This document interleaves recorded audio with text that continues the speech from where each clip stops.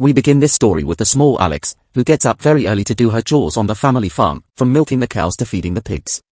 Alex does everything before dawn, a routine she is accustomed to. Kate, her mother, tells her that they currently don't have the money to buy the necessary food for the animals, so they must reduce the rations to make the remaining food last. Meanwhile, in Afghanistan, we meet Dakota, a German shepherd who is in turmoil after her last mission went very wrong. Her unit was ambushed by rebels, and she was the only one who survived the confrontation. We return to Alex, who, after returning from school, is approached by Officer Mike, who tells her that some people are interested in buying her family's farm. Back in Afghanistan, we learn that Clay, Alex's father, died in combat nearly 6 months ago. His best friend, CJ, wants to fulfill his last promise and bring Dakota home to Alex. Alex skips classes to visit her grandfather, Monty, who is the only one who has offered to help her save the family farm. Meanwhile, Sheriff Jack is the first on the list to take over Kate's lands. He knows she won't be able to keep the farm running for long and is just waiting for the opportunity to snatch it away. But before conducting his dirty business, he decides to go directly to Kate and offer to buy her land directly without intermediaries, but at a lower price than she would have considered. Kate rejects the proposal without hesitation. She's not interested at the moment and is willing to fight to keep her farm. However, the forecast isn't good for the moment. Monty and Alex have done the math and need almost $200,000 just to pay off the outstanding bills and ensure a new crop. A week later, CJ arrives in Camden, but he doesn't receive the welcome he expected. Kate mistakes him for one of the whites who wants to buy her land and tells him to take his money elsewhere. When CJ explains the real reason he's there, the atmosphere changes, and Kate is filled with joy to see Dakota. For years she read about her in letters, but now she has her right in front of her. Dakota immediately recognizes the scent of her former owner, so she goes to Clay's grave, lies down, and shows how much she misses him. Alex, who is also grieving for her father, gets angry and yells at CJ to take his dog away. Despite the crumbling house, it's good to have a man around to fix some things, a perfect job for CJ. On the other hand, Alex doesn't feel comfortable with Dakota at first, but the dog is very affectionate and will soon soften her tough exterior to appreciate CJ's help. Kate offers CJ to stay for a few more days, the farm needs more repairs, and he seems like the ideal man for the job. The next morning, Alex begins to accept Dakota and shows her the rest of the farm animals, while Kate and CJ start spending more time together and some vibes seem to flow between them. Before leaving, CJ teaches Alex some basic commands to strengthen her relationship with Dakota and make her obey more easily. The following days are much better. Dakota learns quickly, and Alex opens her heart to her new friend, whom she no longer associates with her father's death. One morning, the sheriff appears to continue his campaign of pressure on Kate to sell her land. Fortunately, CJ is there to confront him and not let him intimidate her friend's family. That afternoon, Alex meets her grandfather to play golf. There, she shows him a rock that Dakota found on the farm, but since it's very dirty, her grandfather doesn't pay attention to it and tells her to focus on the lesson. Meanwhile, Kate, who has been working at the fire station to earn some extra money, finds herself alone when they receive a smoke alert in a nearby suburb. With courage and without support, she responds to the call. When she arrives, it turns out to be a false alarm, or rather, a cat named Humu was stuck in the trees, a classic small-town situation where nothing interesting happens. Having solved the cat issue, Kate can return home. That night, Dakota has terrible nightmares. Her time in Afghanistan clearly wreaked havoc on her behavior, causing her to escape from home and go to the fire station, where she can see photos of Clay, who also worked there before joining the army. Suddenly, a noise is heard, and we see a mysterious man armed with a knife trying to steal equipment from the station. Dakota immediately springs into action and scares off the man, who has no choice but to abandon his loot and flee in terror. The next morning, Officer Mike discovers that they didn't come to steal but to destroy the equipment and cut the hoses of the oxygen tanks. Clearly, someone wants them to be unavailable in case of an emergency. Later, the sheriff appears and lures Dakota with ice cream. While everyone is at church, after luring the dog to a junkyard, 2 of his henchmen appear with leashes ready to subdue Dakota. However, Dakota turns out to be smarter than the villains and escapes. We learn that Dakota is a threat to the sheriff's plans, and it all has to do with the rock she found a few days earlier. With CJ's help, the family manages to update all the equipment, and if an emergency happens, they will be able to respond immediately to help.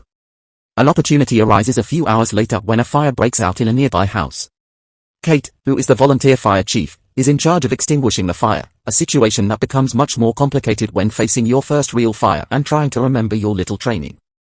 Dakota, who is prepared for this type of situation, enters the house and guides Kate to an older woman who was trapped.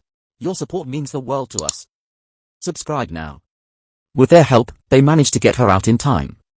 With their first emergency overcome, the sheriff appears to congratulate them on their performance, but what he really does is distract everyone while his men catch Dakota. That night, Kate tries to comfort Alex, telling her that Dakota will soon return. She's escaped before and always comes back. She also has news for Kate. Her military permit has expired, and she must return to the base in the next 48 hours. Before leaving, she confesses what happened on the day Clay died. During an attack, Clay ordered Dakota to protect him, and as a result, the insurgents found him because of that order. CJ survived, but Clay ended up dead. Since that day, he hasn't stopped blaming himself for his best friend's death. Kate comforts him, saying that's how Clay was, and instead of blaming himself, he should take advantage of the second chance he has to do something good with his life. The next morning, the search for Dakota throughout the town begins, using posters. Alex and her grandfather spread the news. Ethan, Mike's son, appears and reveals to Alex that Dakota is at the local police station.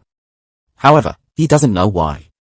With his help and the keys he stole from his father's office, Alex infiltrates the station and manages to find Dakota safe and sound. The only problem is that the sheriff has arrived, and they must hurry if they want to escape before he enters the station. Using a roll of toilet paper, Alex creates the perfect distraction to escape.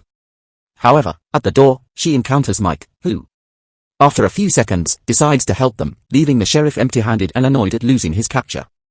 Additionally, Ethan tells Alex that he saw some books about precious rocks in the sheriff's office and a map of their farm. Alex arrives just in time to say goodbye to CJ, who no longer has time and must return to service.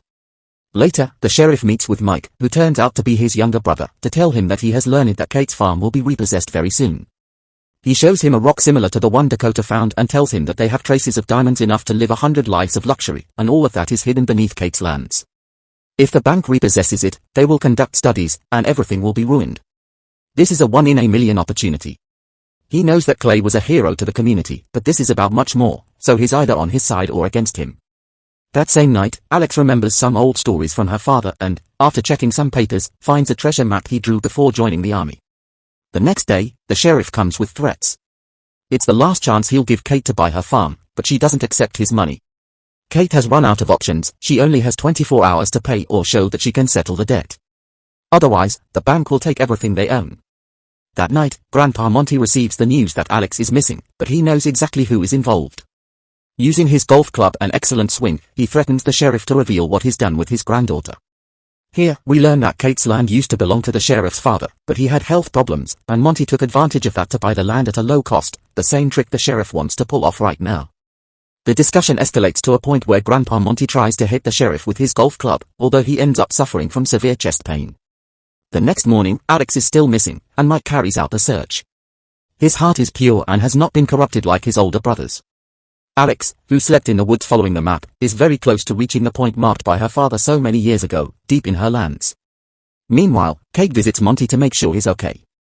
The sheriff appears to try to use Monty's health as leverage for Kate to sign the sale papers, so she can take care of her father-in-law and move to a smaller place with her daughter. Just then, CJ appears. Between him and Monty, they convince Kate not to sign anything and to fight to the end to save her family's lands.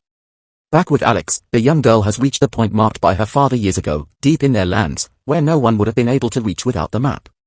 Unfortunately, the sheriff has crossed the line into evil and has doused Kate's farm with gasoline because he plans to set the whole place on fire. When Kate receives the fire alarm, she is surprised to hear that the site burning is her home. So, together with CJ, they search for the truck as fast as they can. Meanwhile, Alex, along with Dakota, finds more of the strange rocks and, under them, a box with a letter from her father. He tells her that there are many treasures on their lands, but the greatest treasure for him was always her. With the rocks and evidence of the treasures, Alex returns to the farm. Suddenly, she encounters the sheriff, who was hiding in the forest. The girl realizes that the sheriff is the one who set fire to her house, so she orders Dakota to stop him, making him come out of hiding where everyone sees that he started the fire.